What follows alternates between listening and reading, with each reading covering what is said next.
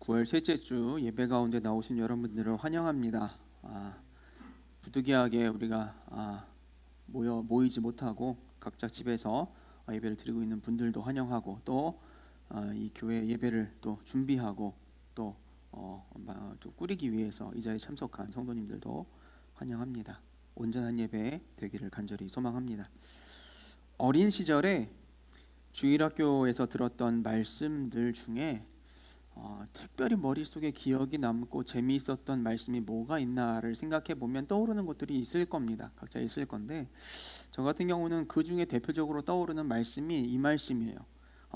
반석 위에 지은 집에 대한 말씀이 이렇게 떠오르는 것 같아요. 반석 위에 집을 지은 지혜로운 사람, 그리고 모래 위에 집을 지은 어리석은 사람에 대한 이야기. 너무나 쉬운 이야기이고 또 그 이야기를 들을 때 머릿속에 그림이 딱 그려지잖아요. 딱 그려져서 또 이해도 잘 되고 그랬던 것 같아요. 오늘 그 말씀 여러분들과 좀 같이 나누어 보고자 합니다. 성경에 보면 반석 위에 지은 집과 관련된 말씀이 두 군데 나오는 걸 우리가 볼 수가 있어요. 하나는 어디냐면 마태복음 7장 24절 이하에 나옵니다. 그 말씀을 보면 예수님께서는 산상설교라고 하는 그 말씀의 내용 중 끝자락에서 이 말씀을 들려주고 계시죠. 주님의 말씀을 듣고 행하는 자는 반석 위에 집을 지은 사람 같아서 비가 내려도 창수가 나도 바람이 불어도 안전하다.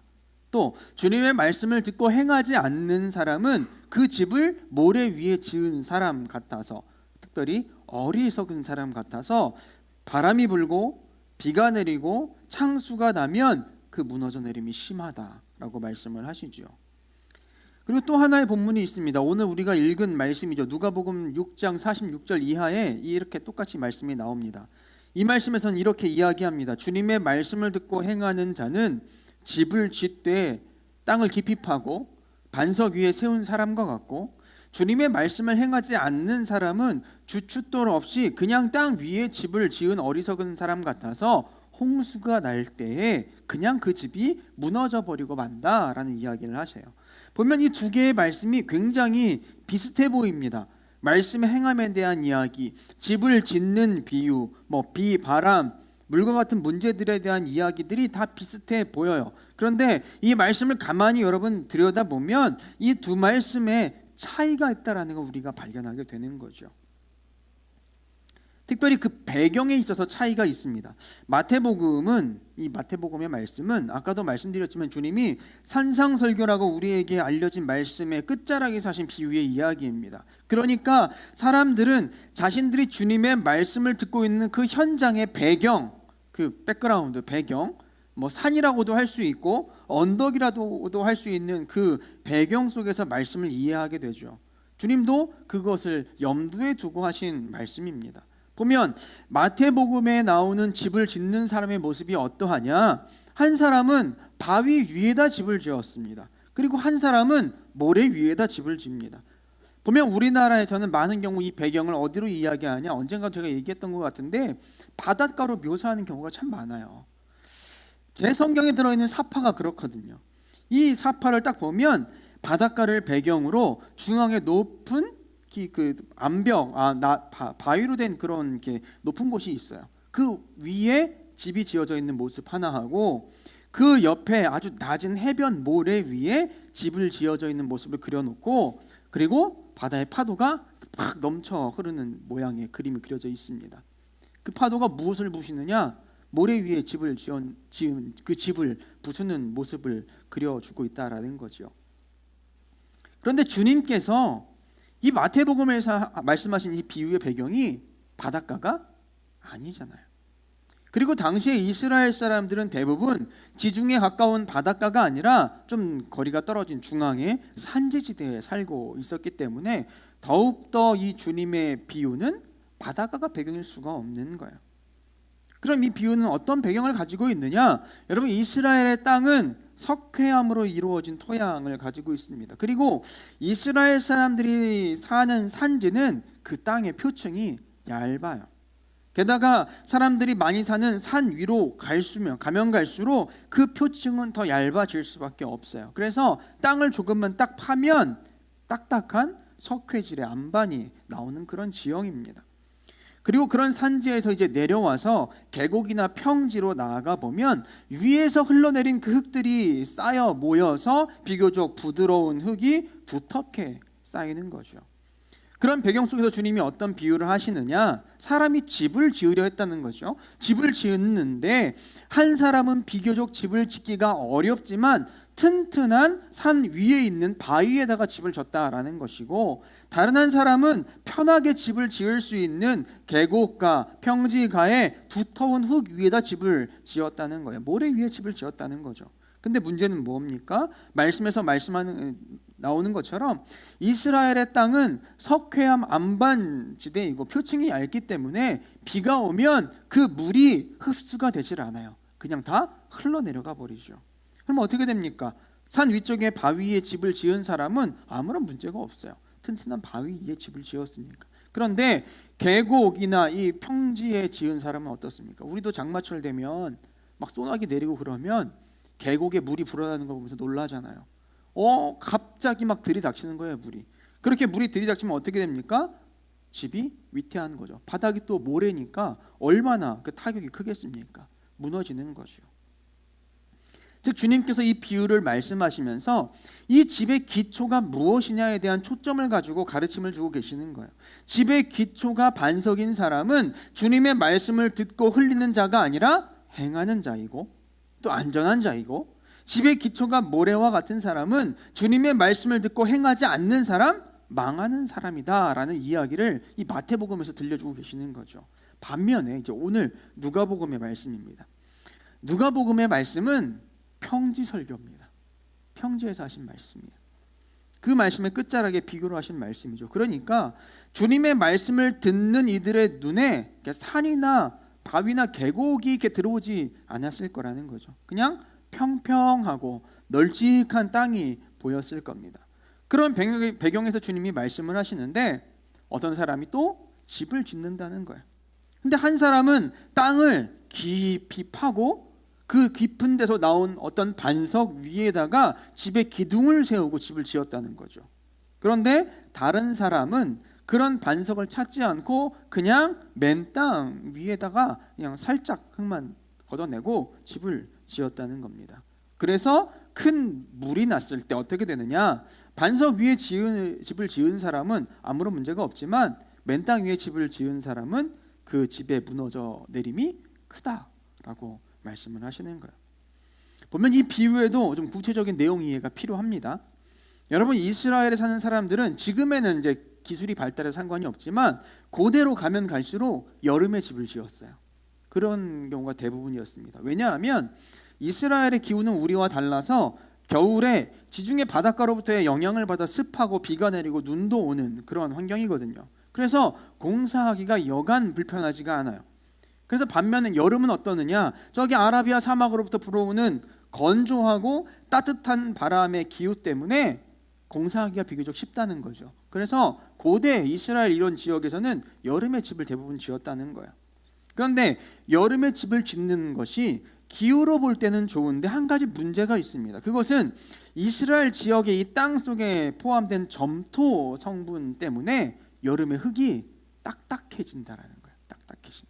레위기 26장 19절에 보면 이런 표현이 있습니다. 땅이 놋과 같다라는 표현이 있어요. 무슨 말이냐면 땅이 건조한 기후에 마르고 굳어져서 놋처럼 딱딱해졌다라는 표현이거든요.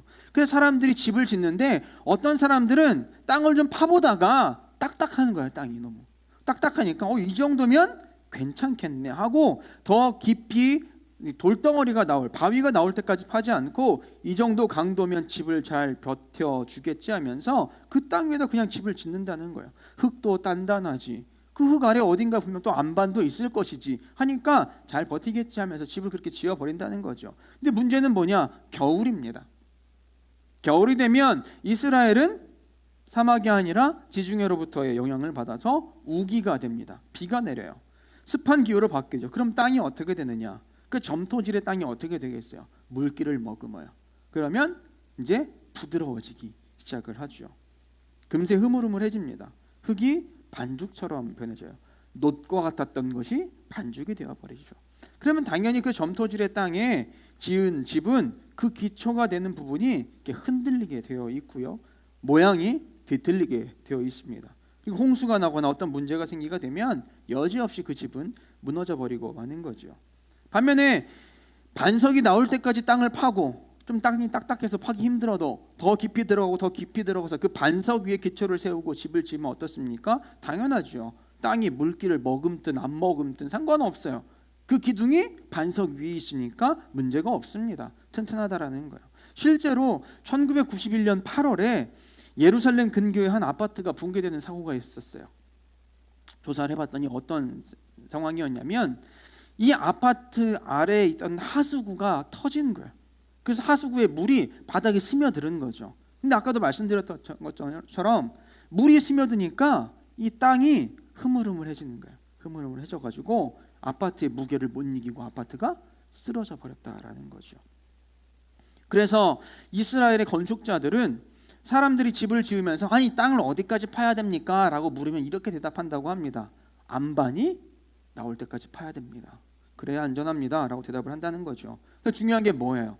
어떻게 파고 무엇으로 파고도 물론 중요한 거지만 정말 중요한 것은 무엇이냐? 반석이 나올 때까지 파는 것. 그 반석 위에 기초를 세우는 게 너무너무 중요하다라는 거죠. 자, 그래서 주님은 지금 말씀을 하고 계신 그 평지 위에서 사람들이 이해하기 쉬운 그런 배경하에서 그렇게 말씀을 하시는 거예요. 이 말씀의 초점은 집에 기초가 있느냐 없느냐에 대한 말씀인 거죠. 그래서 보면 앞에서 나눈 마태복음과 누가복음의 말씀이 굉장히 유사해 보입니다만 우리가 기본적으로 머릿속에 가지고 있는 반석 위에 지은 집의 이미지는 어디에서 온 거예요? 마태복음에서 온 거예요. 마태복음. 그리고 대부분 누가복음의 말씀은 그저 마태복음과 유사한 말씀으로 여기면서 우리는 쉽게 그냥 지나쳐 버리거든요. 근데 좀 더 깊이 말씀을 보면 접근해 보면 이렇듯 말씀의 초점이 조금 달라요. 마태복음의 말씀을 통해서는 주님의 말씀을 듣고 행함이 얼마나 중요한지에 대한 포인트로 하신 말씀이라면 이 누가복음에서 주님의 의도는 말씀의 주인이 되시고 또한 말씀 그 자체이신 주님 자신에 대한 우리의 믿음, 우리의 붙잡음, 그게 있느냐 없느냐에 대한 물음으로 우리가 이해를 해야 된다라는 거죠. 그래서 마태복음에서는 땅의 성질에 대한 구분이 가능해요. 반석이냐 모래냐 이게 가능하다고.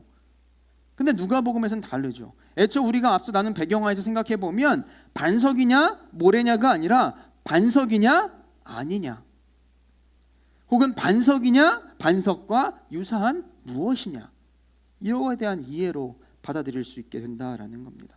이것은 예수님의 말씀을 듣고 행하느냐 그렇지 않느냐를 넘어서서 반석이신 예수님 자체를 온전히 붙들고 있느냐 그렇지 않느냐에 대한 물음, 더 신앙적인 기초에 대한 물음으로 우리가 이해할 수 있는 것이죠.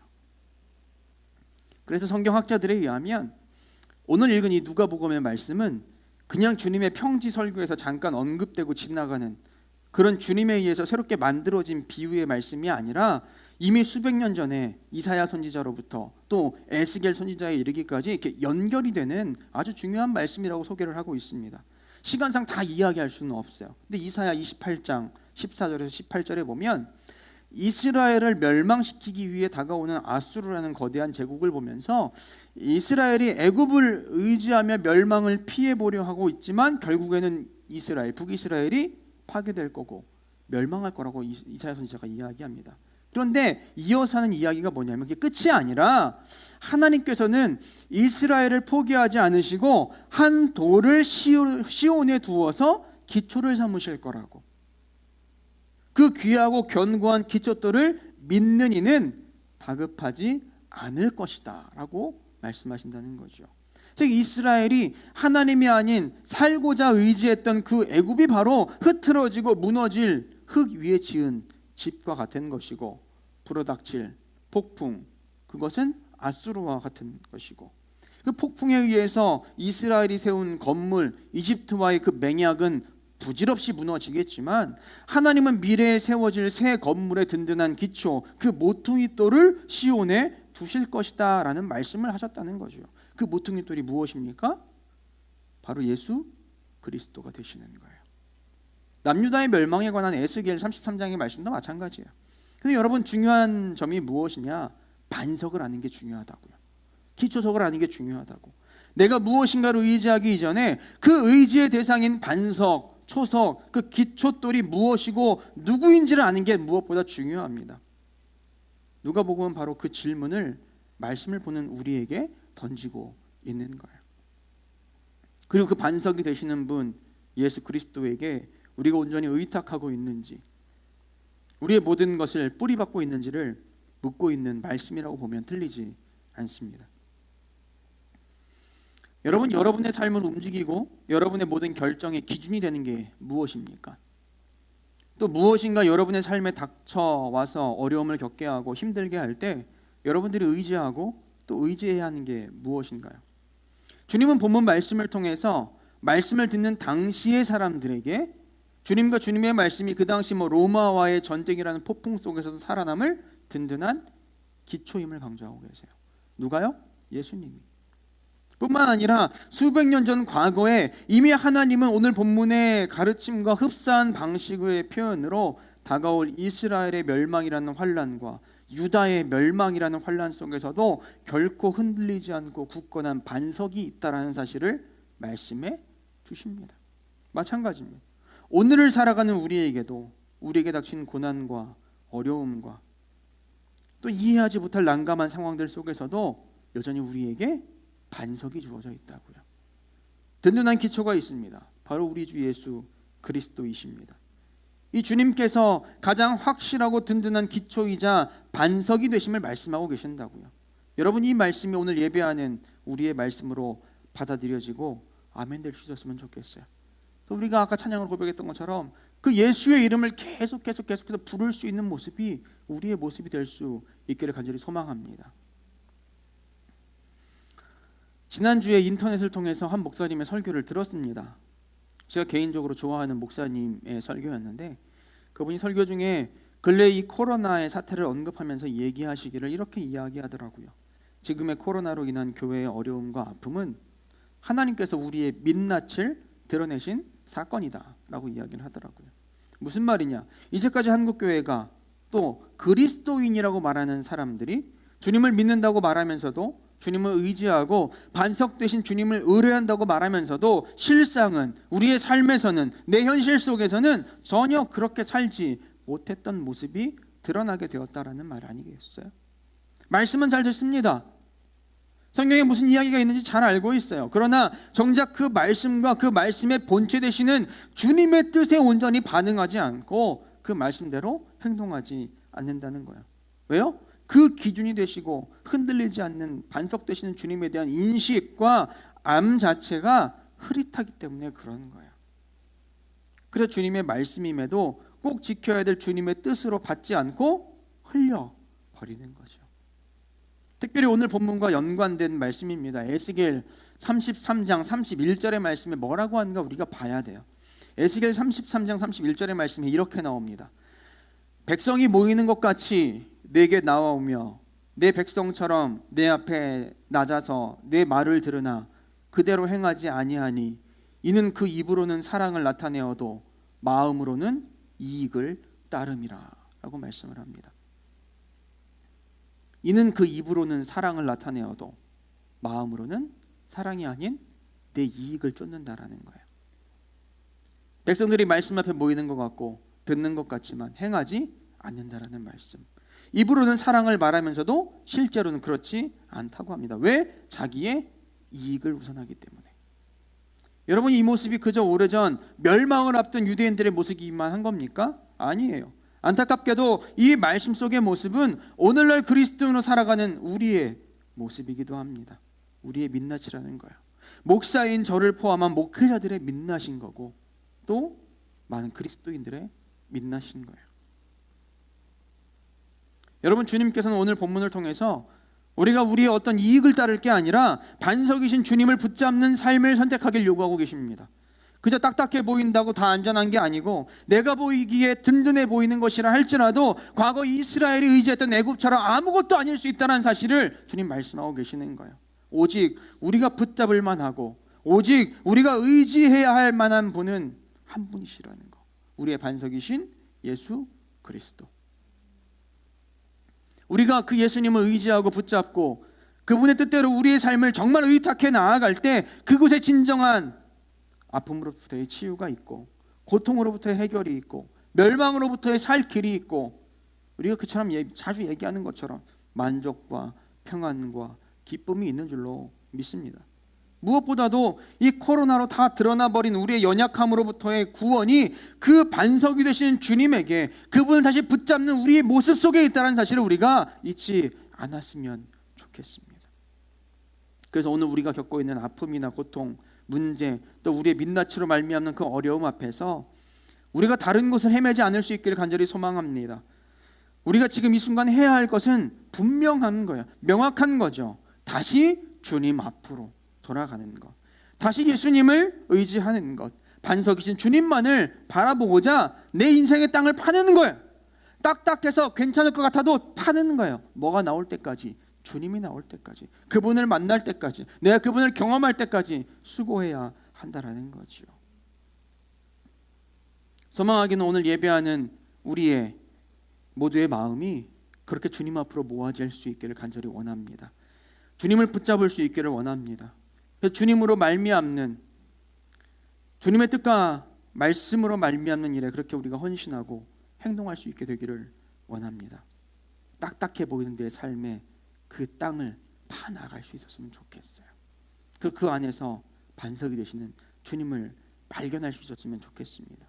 무엇보다 든든한 반석 위에 내가 서 있기에, 그 주님을 발견해서 내가 그 반석 위에 세워졌기에 흔들리지 않고 안전했던 이 비유 속의 집과 같이 우리도 반석 되신 주님 안에서 평안을 누리고 안정감을 누리며 나아갈 수 있게 되기를 간절히 축원합니다. 기도하겠습니다. 이 시간 우리